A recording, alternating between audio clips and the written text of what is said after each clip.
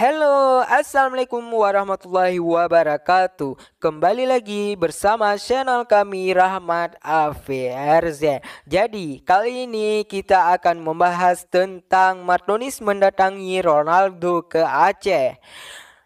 Mari kita lihat video selanjutnya. Martinez, putra angkat pesepak bola dunia Cristiano Ronaldo, akan segera melepas masa lajangnya. Rencananya, akad nikahnya bakal berlangsung bulan depan. Menurut Martinez, ayah angkatnya sudah mengetahui keputusannya tersebut. Dia cuma sampein lewat asistennya. Katanya selamat dan tetap semangat. Kata Martinez menirukan ucapan ayah angkatnya saat ditemui di Trans TV, Jakarta Selatan, Senin 6 Januari 2020. Namun, belum ada kepastian Ronaldo akan menghadiri pernikahan Martinez. Kalau misalnya mencoba ngundang sih belum, tapi mereka sudah tahu. Saya chat melalui asistennya. Kita kan harus siapin juga masalah keamanan dia. Kalau Ronaldo itu keamanannya harus nomor 1, jelas Martinez.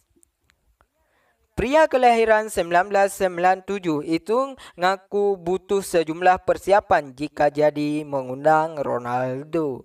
Kalau misalnya ada waktu, pasti kita undang karena kita butuh investor untuk sponsorin dia. Untuk dia datang ke sini, tapi kalau misalnya dia enggak sibuk datang, ucap Martinez. Pernikahan Martinez dengan kekasihnya Sri Wahyuni akan berlangsung di Aceh. Resepsinya baru akan dilaksanakan setelah Lebaran tahun ini. Martinez dulunya adalah bocah yang selamat dari tsunami Aceh yang terjadi pada 26 Desember 2004.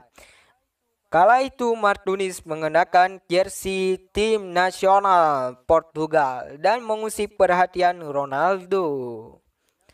Nama Martinez semakin terkenal setelah Ronaldo mengangkatnya sebagai anak.